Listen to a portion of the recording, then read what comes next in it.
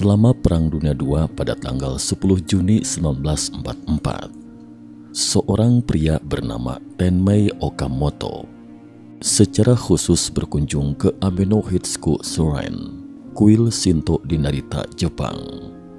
Tujuannya untuk pengakuan dosa kepada para dewa di kuil ini. Namun tak disangka, tak lama seusai penebusan dosa, Okamoto merasakan telinganya berdenging. Seberkas kekuatan tak terlihat dan panas menyatu di dahinya.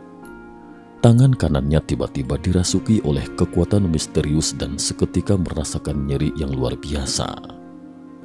Pada saat itu, Okamoto merasa tangan kanannya seakan terbakar api dan mengambil pena tanpa kendali. Lalu mulai menulis dan melukis di atas kertas. Dan pada hari itulah lahirlah buku ramalan jilid pertama. Hari itu hanyalah permulaan. Okamoto terus menulis selama 17 tahun hingga tahun 1961 sebelum menyelesaikan seluruh bukunya. Buku ini diklaim sebagai buku ramalan terkuat di Jepang, Hitsuki Shinji atau Sun Moon Revelation. Sebagai informasi, Hitsuki Shinji adalah wahyu ilahi yang diklaim diterima oleh Tenmei Okamoto, seorang pelukis dan penganut Shinto. Ketika berbicara tentang nubuatan, pada umumnya banyak yang berpikir bahwa para nabi ini menuliskan apa yang mereka saksikan melalui mata ilahi mereka atau diberi petunjuk oleh malaikat sebelum nubuatan tersebut ditulis. Namun di Jepang, ada seorang peramal yang unik. Ia mungkin tidak dianggap sebagai peramal, karena meskipun ia menulis ramalan tersebut, namun ia mengklaim ada dewa yang mengendalikan tangannya untuk menulis. Sosok orang yang dimaksud ini adalah Tenmei Okamoto. Tenmei Okamoto lahir pada tanggal 4 Desember 1897 di kota Kurashiki, prefektur Okayama, Jepang. Ia adalah seorang pelukis. Namun karena sejak kecil ia memiliki keistimewaan secara fisik, dilahirkan dengan kemampuan penglihatan dan pendengaran spiritual, yaitu dapat melihat dan mendengar sesuatu dari dunia spiritual, sehingga ia juga akan melakukan pekerjaannya di kuil Shinto. Adapun mengapa dia tiba-tiba menarik perhatian dewa dan mengendalikan tangannya untuk menulis buku ramalan ilahi Hitsuki Shinji, berawal dari percobaan misterius berikut ini. Percobaan misterius. Pada 18 April 1944, puluhan perwira militer Jepang berkumpul di Harajuku, Tokyo untuk berpartisipasi dalam eksperimen misterius yang belum pernah ada sebelumnya. Ini adalah percobaan pertama untuk mengadakan kontak dengan dewa, yaitu mengundang dewa merasuk ke dalam tubuh seseorang untuk meminta petunjuk. Tentu saja, praktek ini sudah tidak asing lagi bagi masyarakat Tionghoa, mirip dengan Fuji, yaitu metode penulisan otomatis bahasa Mandarin dengan menggunakan saringan atau nampan gantung untuk memandu tongkat menulis aksara Mandarin, baik di pasir atau di atas abu dupa. Uniknya, hampir semua orang yang hadir adalah kaum intelektual Jepang. Dalam benak mereka tentu saja tidak percaya pada apa yang disebut fenomena supranatural. Bedanya dengan Fuji pada umumnya, Fuji ala Jepang ini akan ada seorang pengawas yang kaya akan pengetahuan dunia spiritual untuk memantau keseluruhan prosesnya, atau disebut saniwa dalam bahasa Jepang. Dia yang memastikan hadirnya sang dewa yang sebenarnya untuk menghindari hal-hal yang tidak diinginkan. Dan saniwa ini adalah Tenmei Okamoto, kepala pendeta dari kuil Hatonomori Hachiman, Jepang. Okamoto adalah kandidat yang tepat karena ia memiliki pengalaman berkomunikasi dengan banyak makhluk spiritual sejak kecil dan memiliki pengetahuan tentang dunia spiritual. Untuk menghilangkan keraguan orang-orang, Okamoto langsung mengundang 2 biksu setempat yang bertindak sebagai pembawa. Kedua biksu ini berdiri di depan altar yang dipersembahkan untuk dewa. Dari tangan mereka tampak memegang tongkat bercabang dua, lalu menyentuhkan ujung tongkat lain ke papan pasir yang dipenuhi pasir. Sementara itu, orang-orang menunggu apa yang akan ditulis oleh dewa. Saat Okamoto melafalkan mantra, tangan kedua orang itu mulai bergetar hebat. Kemudian tongkat itu mulai bergerak perlahan di atas pasir. Artinya sang dewa telah berhasil diundang. Di atas papan pasir tertulis kata Tien, lalu menulis 3 karakter Jepang, Hi, Su, Ku. Okamoto kemudian bertanya kepada dewa, "Apakah ini namamu?" Namun tidak ada jawaban. Kemudian Okamoto mengundang 2 petugas lainnya untuk menjadi pembawa pada percobaan kedua. Tak lama kemudian, tongkat itu menulis beberapa kata seperti tampak di layar, yang artinya Dewa Matahari dan Bulan. Percobaan ini diulang beberapa kali, dan jawaban yang diperoleh adalah Dewa Matahari dan Bulan. Namun tak seorang pun yang hadir kenal nama dewa ini, dan tidak ditemukan nama sang dewa tersebut meski telah ditelusuri di buku catatan. Karena Fuji kali ini tidak mendapatkan hasil apapun, Okamoto pun menduga dia mungkin mengundang dewa biasa alias dewa tingkat rendah. Dalam keputusasaan, eksperimen misterius ini terpaksa berakhir sementara. Tapi yang tidak diketahui Okamoto adalah dia tanpa sadar telah dipilih oleh dewa. Dalam waktu dekat dia akan menulis nasib masa depan umat manusia dengan tangannya. Beberapa hari kemudian, seorang peserta eksperimen dengan gembira memberitahu Okamoto bahwa dia mungkin telah menemukan beberapa petunjuk tentang dewa tersebut. Dia menemukan di ensiklopedia sebuah kuil bernama Amino Hitsuku Soren di prefektur Chiba. Namun kali ini Okamoto sama sekali tidak menaruh perhatian. Hingga suatu hari sebulan kemudian, Okamoto diundang oleh filsuf Suzo Takada ke rumah seorang ahli peramu anggur untuk mencicipi anggur. Sebagai pecinta wine, Okamoto pun langsung menyetujuinya. Namun Okamoto tidak menyangka, karena di sana dia menemukan bahwa rumah peramu anggur itu tidak jauh dari kuil Amino Hitsuku Soren. Okamoto merasa ini sangat kebetulan, seakan-akan sang dewa sedang membimbingnya ke sini. Buku ramalan Itsuki Shinji berisi 39 volume. Menurut Okamoto, ada tambahan 13 volume yang isinya untuk sementara dilarang oleh sang dewa untuk dipublikasikan. Di antaranya angka-angka dalam aksara Tionghoa dan beberapa aksara Jepang, serta banyak simbol yang tidak dimengerti. Meskipun dewa menulis seluruh buku itu melalui tangan Okamoto, namun Okamoto sendiri juga tidak dapat memahami satu kata pun. Tapi menariknya, salah satu teman Okamoto yang tidak terlalu berpendidikan mampu memahami beberapa isi buku tersebut. Jadi, Okamoto memutuskan untuk membentuk tim penerjemah profesional untuk menguraikan buku ramalan Itsuki Shinji. Selama proses penguraian, Okamoto menemukan bahwa isi buku tersebut ternyata mengandung banyak rahasia. Mengurai buku ramalan Itsuki Shinji. Seperti umum diketahui, Jepang akhirnya menyerah pada Perang Dunia II. Namun sebenarnya, Okamoto sudah menulis hasil perang tersebut sebelum Perang Dunia II berakhir.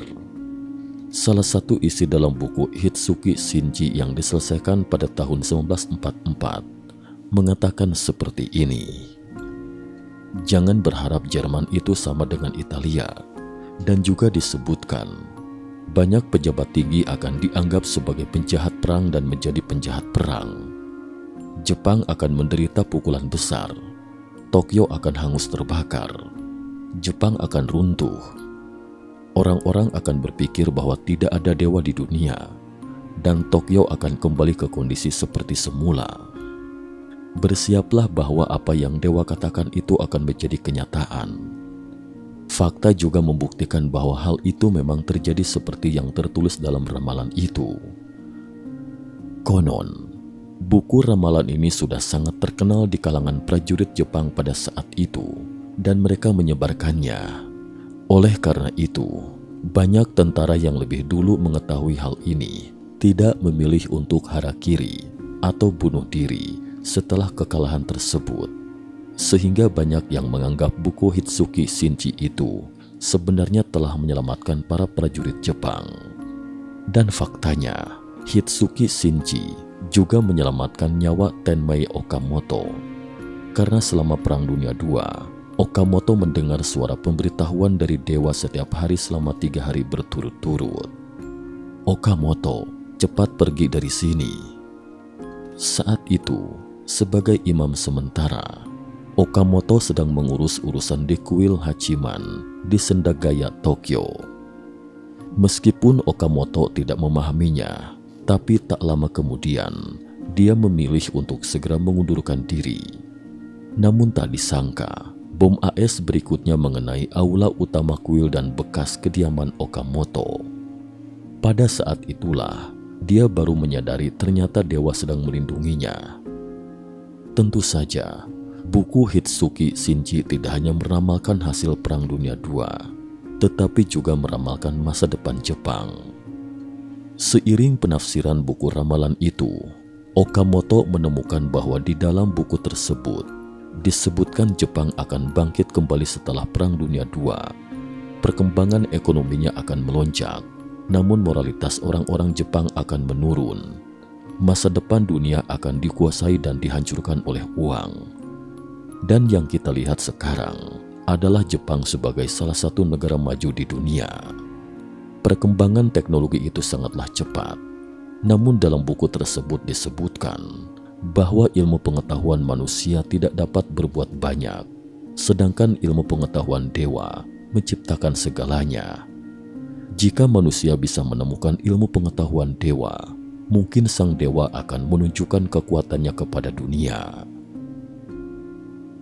Mengungkap rahasia umat manusia. Dalam buku Hitsuki Shinji, sang dewa menyebutkan bahwa mereka akan menceritakan hal-hal tentang 3000 dunia dan meminta orang-orang untuk mendengarkan dengan khidmat. Sang dewa mengatakan bahwa isi dari buku ramalan itu bukanlah agama ataupun doktrin. Saat ini, agama di Jepang hanya terbatas di Jepang. Namun prinsip dari 3000 dunia itu bukan hanya doktrin tetapi juga dasar dan fundamental bagi seluruh dunia. Menurut Hitsuki Shinji, alam dewa dibagi menjadi 2 dunia, yaitu positif dan negatif. Di dunia positif, seperti surga, yang dihuni oleh banyak makhluk surgawi dan malaikat. Beberapa malaikat yang memiliki tugas tertentu kadang-kadang turun ke dunia manusia, mengadakan kontak dengan membimbing manusia. Ada juga beberapa roh malaikat akan merasuk ke dalam rahim manusia untuk dilahirkan kembali sebagai manusia. Di zaman kemerosotan moral ini, banyak malaikat turun ke dunia manusia dengan cara ini. Sedangkan di dunia negatif, juga ada banyak kehidupan negatif yang tinggal di sana. Buku tersebut juga mengungkapkan bahwa banyaknya fenomena supranatural karena entitas-entitas ini memiliki hubungan yang erat dengan dunia manusia. Oleh karena itu, roh-roh tingkat rendah ini akan bersentuhan dengan manusia, sehingga manusia terkadang akan melihat secara samar-samar beberapa fenomena di dunia. Apalagi di Jepang terdapat berbagai jenis roh binatang, seperti Tengu atau makhluk dalam legenda Jepang, rubah dan sebagainya, yang terkadang merasuki manusia. Ketika mereka melakukan hal-hal buruk, mereka dapat berubah menjadi berbagai bentuk yang sulit dideteksi. Tentu saja, selain itu juga dapat bersentuhan dengan makhluk spiritual seperti makhluk surgawi. Tapi dalam wahyu ilahi Hitsuki Shinji secara khusus ditekankan bahwa tubuh manusia sebenarnya jarang dapat menerima kehidupan tingkat lanjut yang relatif murni. Oleh karena itu, sebaiknya berhati-hati dalam membedakan apa itu roh tingkat rendah agar tidak melakukan kesalahan fatal. Karena roh tingkat rendah ini akan berperilaku ekstrim ketika merasuki tubuh seseorang, dan jangan pernah meminta menyembuhkan penyakit darinya. Meskipun bisa disembuhkan untuk sementara, namun akan menanggung siksaan ganda di masa depan. Apalagi sebagian besar roh di dunia manusia sekarang itu merupakan roh jahat dan akan ada lebih banyak lagi di masa depan. Namun yang paling mengejutkan adalah bahwa wahyu ilahi dalam buku Hitsuki Shinji meramalkan bahwa umat manusia akan mengalami peristiwa yang sangat besar dalam waktu dekat. Riset besar-besaran di dunia telah dimulai. Menurut uraian wahyu ilahi dalam buku Hitsuki Shinji, manusia akan melewati titik kritis di masa depan. Dunia akan menyambut tibanya pembersihan besar-besaran. Tidak hanya dunia manusia tetapi juga dunia spiritual akan mengalami riset besar-besaran di 3000 dunia. Dunia telah diriset sebanyak 6 kali di masa lalu, namun belum pernah diriset secara mendasar. Kali ini adalah pembersihan yang ketujuh dan terakhir serta paling kritis. Seluruh benda langit di alam semesta akan kembali ke keadaan semula.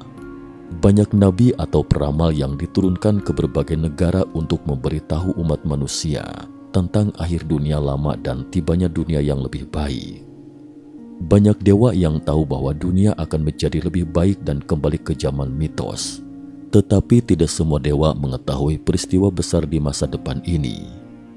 Selanjutnya dunia sempurna bernama Miroku akan tiba. Namun sebelum itu, manusia harus melalui rintangan besar. Pertanyaannya, rintangan seperti apa dan kapan akan tiba? Di wahyu ilahi Hitsuki Shinji telah menyebutkan beberapa pertanda. Pertama, akan terjadi fenomena astronomi yang aneh. Akan muncul banyak matahari dan bulan di langit. Langit dan sungai akan berubah menjadi merah. Matahari akan menjadi hitam. Dan ketika ada serangan pasukan dari utara, maka perang pun akan dimulai. Pasukan gabungan yang terdiri dari banyak negara akan menyerang kerajaan dewa. Banyak orang yang mengartikan kerajaan dewa di sini adalah Jepang, tapi belum tentu juga, karena nubuatan tersebut kini sudah meluas ke dunia. Selain itu juga akan ada banyak fenomena abnormal di dunia. Apa yang akan terjadi setelah musim dingin mungkin bukan musim semi. Mungkin akan turun salju di musim panas. Bunga sakura akan bermekaran di musim dingin. Serangga-serangga misterius akan muncul di langit dan di permukaan bumi. Orang-orang jahat akan berkumpul bersama. Masyarakat harus siap mental, karena ketika terjadi bencana, masyarakat dunia akan terkejut dia membisu, dan sudah terlambat bila tiba saat itu. Dunia akan bergolak, daratan akan menjadi lautan, samudera akan menjadi daratan, bumi akan tersapu gempa bumi, dan hujan api dari langit. Angin puting beliung akan meletus dari laut, dan gunung-gunung yang bergemuruh akan menyemburkan api. Dunia dewa akan dimulai setelah dunia manusia berakhir. Dan ketika rintangan ini berlalu, sesosok dewa sejati akan menunjukkan kuasanya. Tidak akan ada lagi penderitaan di dunia. Dunia akan menjadi sangat indah. Namun manusia harus mampu bertahan dari cobaan ini. Oleh karena itu, manusia tidak boleh seperti semut yang rakus akan manisnya permen. Dan cobaan ini tidak akan terlewati jika tidak meningkatkan spiritual. Orang-orang perlu bersiap untuk terus memurnikan tubuh dan pikiran mereka untuk menjadi orang yang lebih baik. Berbagai anomali akan terjadi sebelum dimulainya masa-masa genting yang disebutkan wahyu ilahi dalam buku Hitsuki Shinji. Kita melihat banyak fenomena abnormal yang muncul sekarang. Mungkinkah pembersihan besar-besaran ini telah dimulai secara diam-diam? Di volume keempat, wahyu ilahi Hitsuki Shinji juga seakan menjelaskan suatu titik waktu. Dalam bab itu mengatakan, sistem 567 atau sistem Miroku. Pada saat demikian, perbedaan sifat antara binatang dan manusia akan terlihat. Jadi saya beritahu Anda bahwa pembersihan diri secara spiritual itu sangatlah penting. Apa maksud dari 567 ini? 567 di sini dilafalkan go-ro-na dalam bahasa Jepang. Oleh karena itu, banyak netizen Jepang yang menduga bahwa 567 di sini mengacu pada virus corona tahun 2020 lalu, dan diperkirakan tahun 2025 mendatang akan menjadi titik balik yang sangat kritis. Sebelumnya pernah disebutkan dalam video mata ketiga bahwa dunia akan mengalami proses transformasi dan manusia harus meningkatkan dimensinya. Ketika terjadi bencana terakhir, juru selamat akan muncul. Mungkin yang disebut perubahan besar belum tentu merupakan perubahan besar yang benar-benar terlihat oleh mata. Ketika kesadaran manusia meningkat ke dimensi tertentu tanpa menyadarinya, mungkin suatu saat nanti mereka akan tiba-tiba menemukan dirinya berada di dunia yang lebih baik. Sekian dan terima kasih atas perhatiannya.